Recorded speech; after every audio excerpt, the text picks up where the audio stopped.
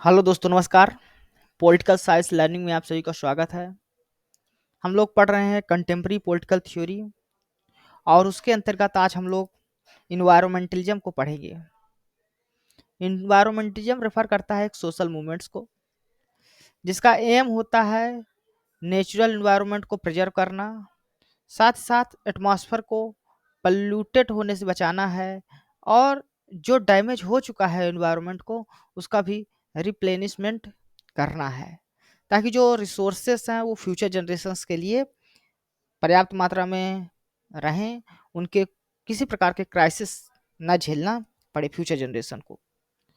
इसके अलावा एक अगला टर्म आता है इकोलॉजिज्म, जिसका मतलब होता है कि प्लानेट, जो प्लांट्स हैं, एनिमल हैं, पीपल हैं और इन्वायरमेंट है, इनके बीच एक बैलेंस रिलेशनशिप रहे, ताकि एक self sustaining life style develop हो सके, किसी को कोई नुक्स डैमेज ना हो, नुकसान ना हो, या मतलब ह्यूमंस के कारण एनिमल या प्लांट या इन्वायरमेंट को किसी प्रकार का नुकसान ना हो। साथ साथ जो ह्यूमंस की सेटिस्फैक्शन है वो पूरी हो सके, क्योंकि यदि किसी भी चीज़ का डैमेज होता है तो एक चीज़ का डैमेज, या प्लांट या एनिमल या इन्वायरमेंट किसी एक चीज़ का डैमेज होता है तो पूरे लाइफ के लिए नुकसानदायक है, चाहे ह्यूमंस की लाइफ हो या प्लांट्स या एनिमल की लाइफ हो।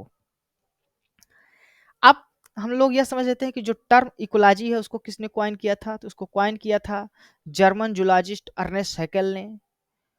तो ये कहीं एग्जाम में पूछा जाता है कि टर्म को कौन क्वाइन किया था, इकोलॉजी के टर्म को, तो आप लोग बता दीजिएगा कि अर्नेस्ट हैकेल ने क्वाइन किया था।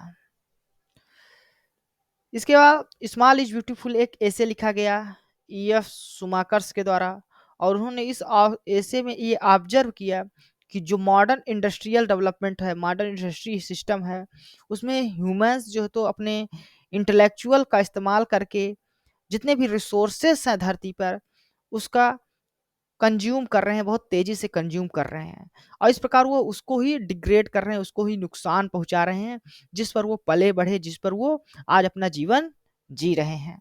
तो उनका यह विचार एक महत्वपूर्ण है। अब हम लोग देख लेते हैं जो इसकी शुरुआत है इन्वायरमेंटलिज्म की या इन्वायरमेंट मूवमेंट की, वो 1970s के आसपास शुरू होती है।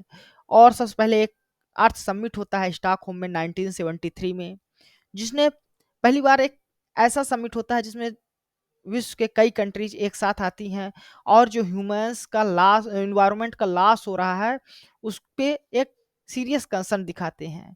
और उन्होंने ये भी बताया कि जो नेचुरल रिसोर्सेस हैं उन्हें हमें एग्जॉस्ट होने से बचाना है, क्योंकि ये सारे नेचुरल रिसोर्सेस एक दिन खत्म हो सकते हैं, एग्जॉस्टिबल रिसोर्सेस हैं।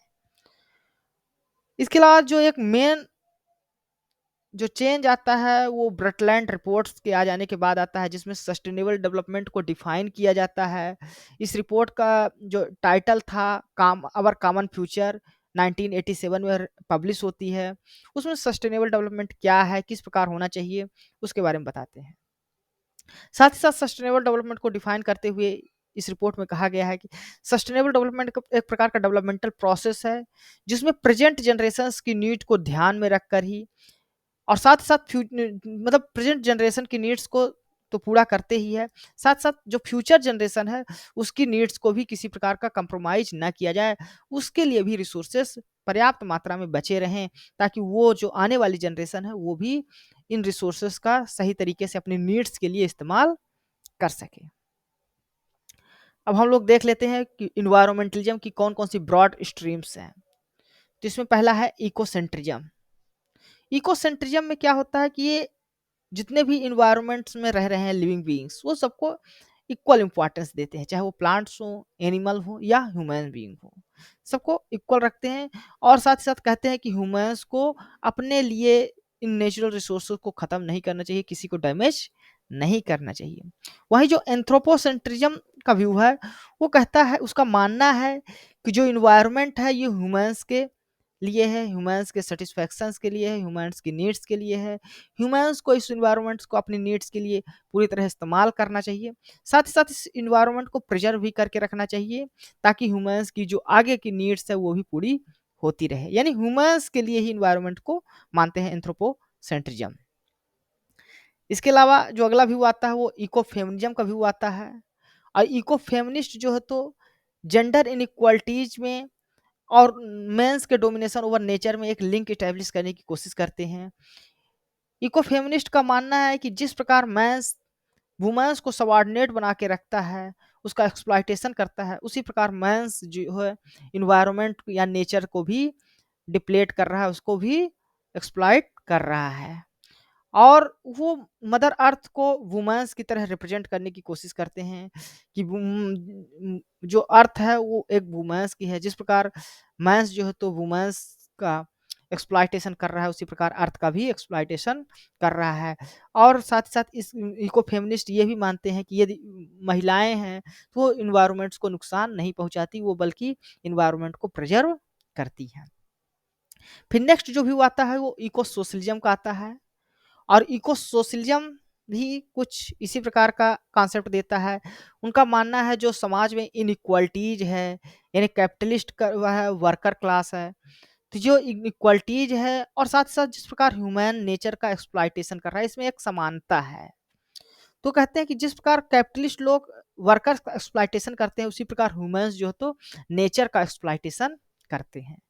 हालांकि इको फेमिनिज्म और इको सोशलिज्म दोनों का क्रिटिसिज्म उसके ही थिंकर्स करते हैं। फेमिनिस्ट कहते हैं कि जो इको फेमिनिस्ट हैं वो अपनी जो मेन उनका लक्ष्य है उससे वो भटक रहे हैं, यानी फेमिनिज्म के विचार को साथ साथ वो इन्वायरमेंट को भी ला रहे हैं। इसी प्रकार सोशलिस्ट भी मानते हैं।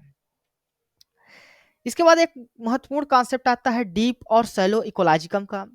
ये जो कॉन्सेप्ट दिया था नॉर्वेनियन फिलोसोफर अर्नेस्ट नयस ने इंट्रोड्यूस किया था।